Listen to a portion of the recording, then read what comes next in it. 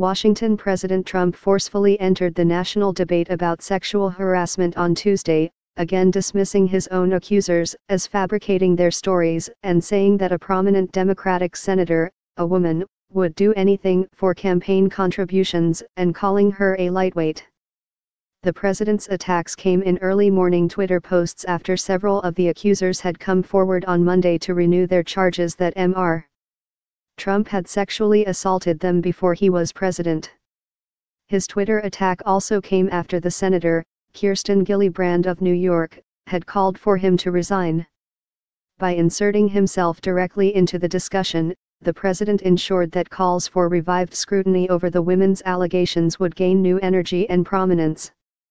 For her part, Ms. Gillibrand was quick to fire back, saying she would not be silenced by a president whose comments she described as a sexist smear. It was a sexist smear attempting to silence my voice, and I will not be silenced on this issue.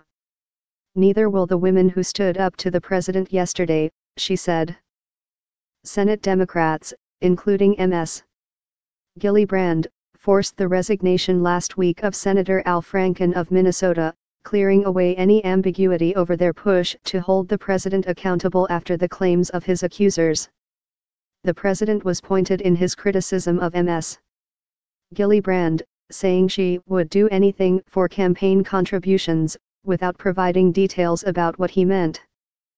Ms. Gillibrand said she would not be silenced and nor would the millions of women who do not approve of his presidency.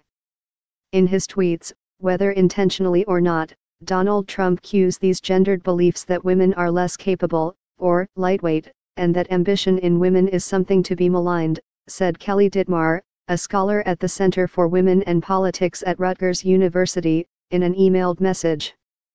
Mr. Trump's heated response to criticism from a member of Congress revealed yet another break with precedent from his predecessors.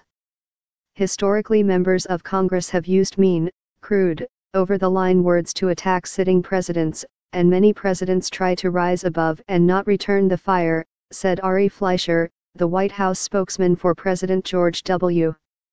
Bush. Donald Trump has made a conscious decision to return the fire.